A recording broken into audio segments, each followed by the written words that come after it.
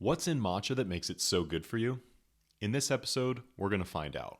We're going to break down the chemical compounds within the leaves used to make matcha and the health benefits they may be able to provide. These compounds not only affect the health benefits of the tea, but also the flavor as well. We're also going to take a look at the caffeine content of matcha and why you may want to switch out your morning coffee for a matcha in order to get a clean energy boost without the side effects.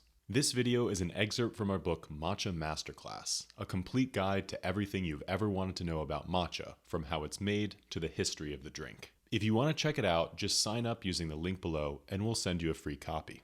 So when it comes to matcha, the important thing to keep in mind is that you're drinking the entire leaf, rather than just an extraction. This means that you get more antioxidants, amino acids, and vitamins per sip of this tea than with any other. Before we talk about how much caffeine is in matcha tea, let's talk about the real MVP when it comes to matcha health benefits, the antioxidants. One of the most talked about properties of matcha is EGCG. EGCG, or epigallocatechin gallate, is one of the most important catechins in green tea. It's thought to have strong antioxidant effects on the body as it protects it from free radical damage. When researchers study the health effects of green tea, EGCG is one of the chemicals they examine. Tannins. Tannins are often misunderstood in the world of tea. The word has historically been used to describe the agents in wood that were used to tan animal skins. However, they are in fact a subclass of bitter polyphenols. Although tannins do exist in tea, they are in very small concentrations and therefore do not contribute much to its overall taste. When you're describing the flavor of a tea, use the words catechins or polyphenols instead of tannins. Green teas like matcha are particularly high in catechins compared to black teas, because during the oxidation process, the plant converts these catechins into theaflavins and thearubicins. Because green teas like matcha are unoxidized, they will retain higher amounts of their catechins. Polyphenols.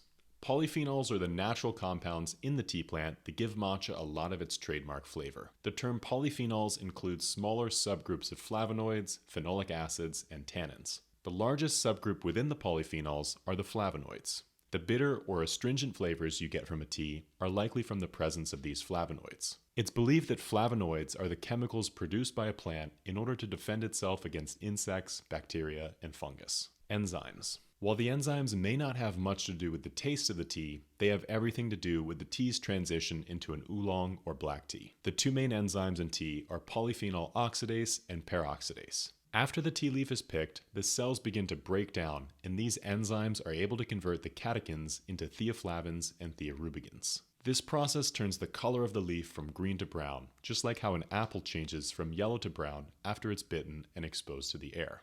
Caffeine. Caffeine is produced by the tea plant as a natural defense mechanism. Caffeine is extremely bitter and even poisonous to some insects, so it's produced on the outside of the tea leaf as a natural insecticide. The younger, more tender leaves of the tea plant are especially vulnerable to insects, so they contain more caffeine than the tougher leaves and stems. Because matcha is made from younger leaves and the stems are removed before grinding, the caffeine content is exceptionally high. The intense shading process also causes the tea plant to produce more caffeine, boosting the levels even higher. This means that premium matcha contains 34 milligrams of caffeine per gram. You might use 2 to 4 grams for a typical cup, which means matcha can have more caffeine than coffee. Even though it's so high in caffeine, you won't feel the same crash or jitters because of the L-theanine, which we'll discuss next.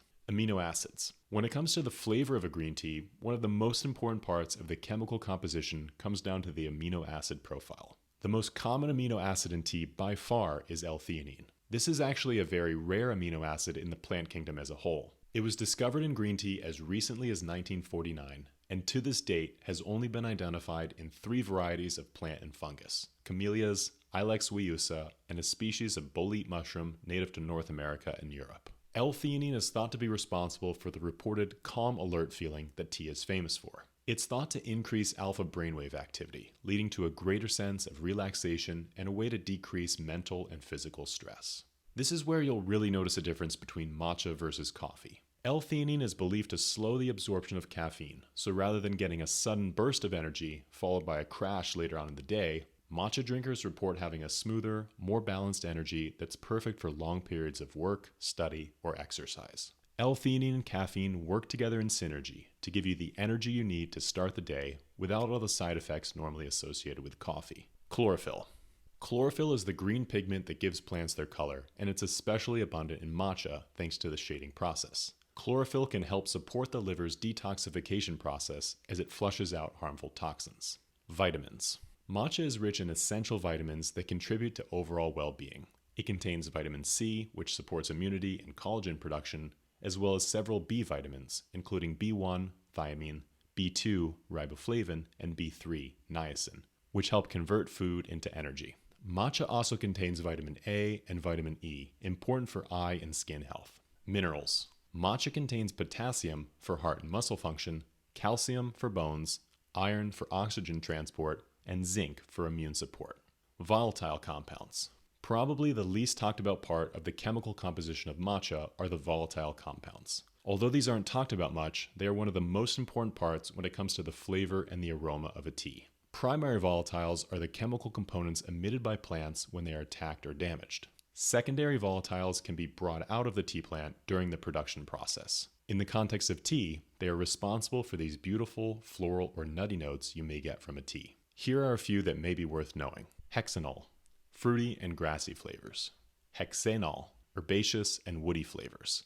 Linalool, floral, sweet, and woody flavors. Geraniol, rosy, floral, geranium flavors. Pentanol, almond or malty flavors. Benzenacetaldehyde, hyacinth or lilac flavors and aroma. All teas contain these compounds in some capacity, but matcha is especially rich in nutrients because you're drinking more of the tea leaf. Rather than brewing the leaves and throwing them out, you're mixing them directly into your drink. If you want to try matcha tea for yourself and see what a difference it can make, you can find all of our favorite pesticide-free matcha teas at neoteas.com. We even have a matcha sampler, so you can try a lot of different matcha teas at once and choose the one that's best for you. When you order tea from us, you're not just helping support this channel, you're also helping us to support the dozens of talented farmers we work with. In the next episode, we're going to see these nutrients in action and take a look at the health benefits of matcha tea. But if you don't want to wait that long, you can get the entire book for free when you sign up using the link below. Until then, we'll see you next time.